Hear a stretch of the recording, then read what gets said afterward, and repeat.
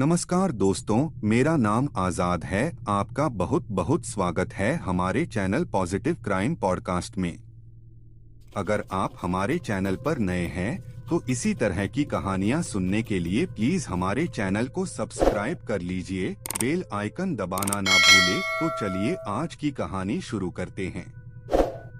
आज कहानी देश के उस कुख्यात सीरियल किलर गौरीशंकर उर्फ ऑटो शंकर की, जिसने अपने आतंक से पूरे तमिलनाडु को थर्रा दिया था। काम की तलाश में वह एक छोटे से गांव से निकलकर मद्रास, अब चेन्नई, पहुंचा था और इसी शहर में वह खूंखार अपराधी में तब्दील हो गया। हालांकि कभी यह शख्स पेंटिंग और फिल्मों का शौकीन हुआ करता था।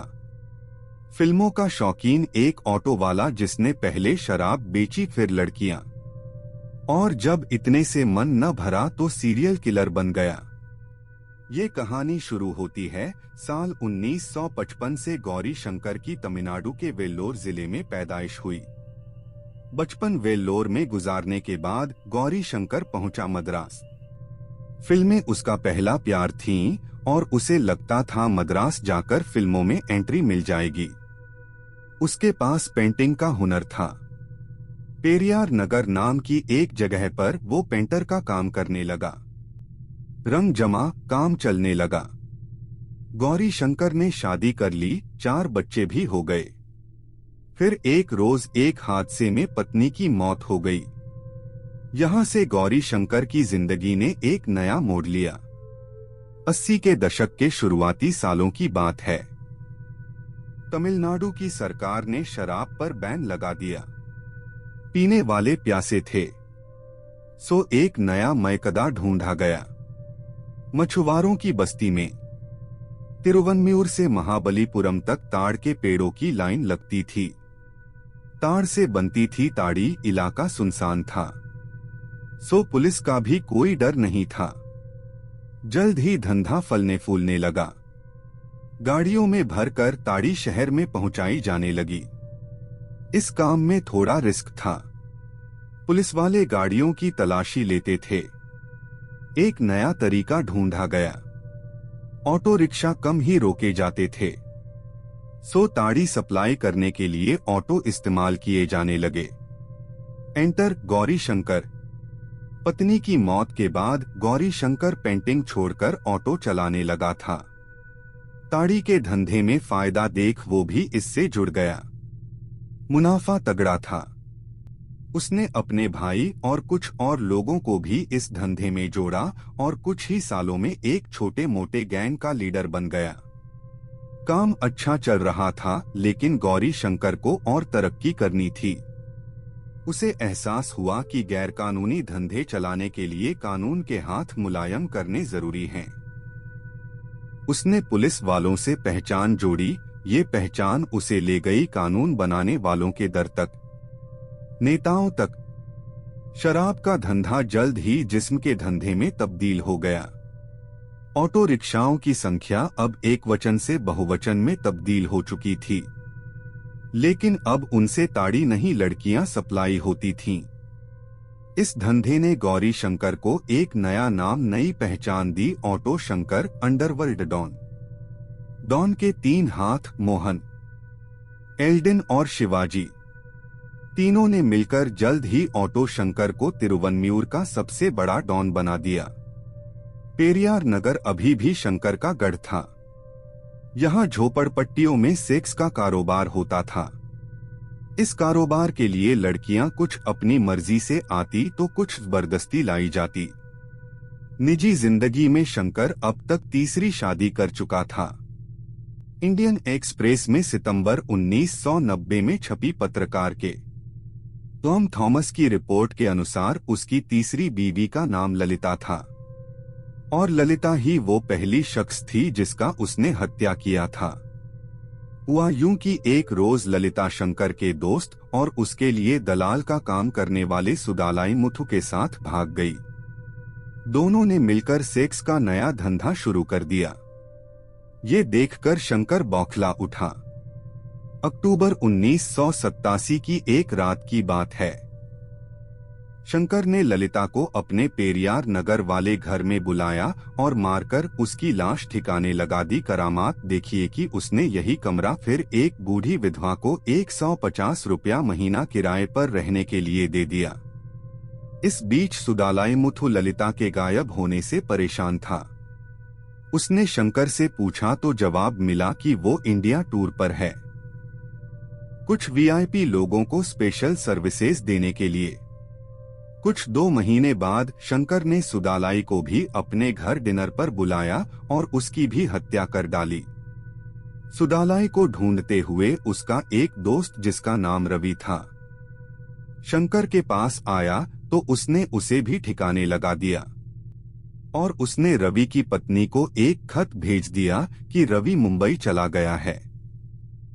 शंकर ने रवि की लाश को जमीन के एक प्लाट में छुपाकर ऊपर से सीमेंट डाल दिया और साथ वालों को बताया कि पुलिस से बचने के लिए शराब छुपा रहा है। इतने कांड करने के बाद भी शंकर पुलिस की पहुंच से दूर था और शायद दूर ही रहता अगर अखबार में एक आर्टिकल में उसका नाम न छपता। 29 मई 1988 की घटना है। 3 लड़कों ने शंकर की लड़कियों का इस्तेमाल किया लेकिन पैसा देने से इनकार करने लगे। इतना ही नहीं, उन्होंने शंकर के लड़कों से हफ्ता वसूलने की कोशिश भी की। शंकर ने एक बार फिर से वही चाल अपनाई। उसने तीनों लड़कों को अपने घर बुलाया और उनकी हत्या कर उनकी लाश को सीमेंट में चुनवा दिया। मारे गए 3 लड़कों में से एक का नाम संपत था। संपत की बीवी विजया ने अपने पति की गुमशुदगी की रिपोर्ट पुलिस के पास दर्ज करवाई। पुलिस ने शंकर को गिरफ्तार तो किया लेकिन फिर कुछ दिनों में छोड़ भी दिया। विजया ने अपने एक जानकार के कहने पर सीधे तमिलनाडु के गवर्नर को अर्जी लिखी। गवर्नर को क्यों? दरअसल इन दिनों तमिलनाडु राजनैतिक उथल-पुथल से गुजर रहा था।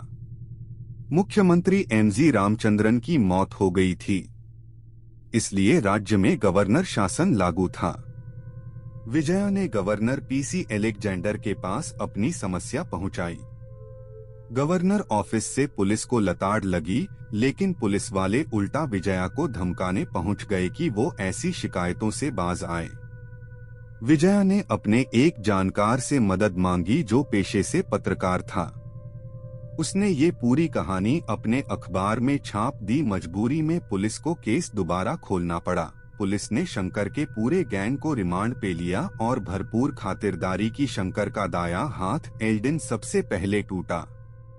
उसने जुर्म कबूल किए और सरकारी गवाह बनने को राजी हो गया। शह पाकर पुलिस शंकर के पास पहुंची और फिर से अरेस्ट किया। इस बार उसने भी जुर्म कबूल लिए। पुलिस ने पेरियार नगर से 5 लाशें बरामद की। शंकर ने उन्हें सीमेंट की दीवारों में चुनवा दिया था। ये महज शुरुआत थी। जब शंकर की प्रॉपर्टी खंगाली गई तो एक डायरी मिली। डायरी में तमाम पुलिस वालों के नाम थे, कुछ के साथ उसकी फोटो भी थी। पुलिस की इतनी फजीहत हुई कि 2 पुलिस वाले सस्पेंड करने पड़े। एक डिप्टी सुपरिटेंडेंट को लंबी छुट्टी पर भेज दिया गया और बाद में उसे भी सस्पेंड कर दिया गया। अदालत में शंकर ने बताया कि क्राइम की दुनिया में आने का कारण सिनेमा था। बहुत पहले जब वो शराब का धंधा कर रहा था, उसे बाबू नाम के एक दलाल की हत्या की खबर सुनी। पुलिस ने एक फिल्म एक्ट्रेस के भाई को गिरफ्तार किया। पता चला कि एक्ट्रेस जिस्म फरोशी के कारोबार में शामिल थी और सारा झगड़ा रेट को लेकर हुआ था। इसी से शंकर को सेक्स के कारोबार में उतरने का आइडिया मिला। हत्या के आइडिया भी उसे फिल्मों से मिले थे। उसे फिल्मी विलेनों जैसा बनना था। उस वक्त के additional director general of police ने एक सेमिनार में कहा था कि शंकर के मॉरल करप्शन की वजह भी सिनेमा ही था। शंकर ने एक और खुलासा किया था। उसके अनुसार जिन लड़कियों को वो किडनैप करता था वो नेताओं के लिए भेजी जाती थीं। कई बार लड़कियों का रेप होता था, जिसके बाद शंकर उनकी हत्या कर उन्हें समंदर में फेंक देता था। ये राजनेता कौन थे? द न्यूज मिनट के एक आर्टिकल में पत्रकार बाबू जयकुमार बताते हैं कि कई बड़े नेताओं का नाम उछला था। वे सब उसके कस्टमर थे। शंकर उनकी तस्वीरें और वीडियो बनाकर रखता था, शायद ब्लैकमेल करने के लिए। बाबू के अनुसार संभवतः पुलिस ने वो सब तस्वीरें और वीडियो नष्ट कर डाले थे। बाबू ये भी बताते हैं कि शंकर की पहुंच काफी ऊपर तक थी। अगर आज वो जिंदा होता तो शायद मंत्री बन गया होता, लेकिन गवर्नर रूल और बदलते राजनीतिक हालात ने उसका गेम ओवर कर दिया। तमाम गुनाहों के लिए शंकर और उसके 2 साथियों को फांसी की सजा मिली। हालांकि मौत से पहले एक और ड्रामा हुआ। शंकर को मद्रास सेंट्रल जेल में रखा गया था। एक रोज मौका देखकर वो अपने 4 साथियों के साथ भाग निकला। जांच में पता चला कि 3 जेल वार्डन ने उसकी मदद की थी। तीनों जेल वार्डन को 6 से 6 महीनों की सजा दी गई। कुछ महीनों बाद शंकर को भी पकड़ लिया गया।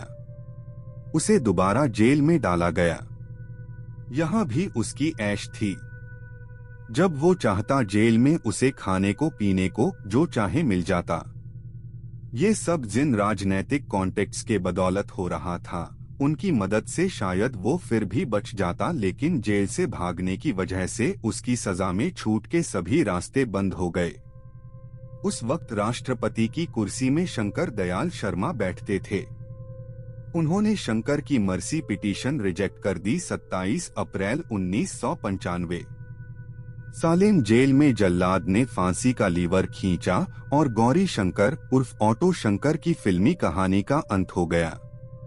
इस कहानी के बारे में अपनी राय कमेंट करके जरूर बताइएगा।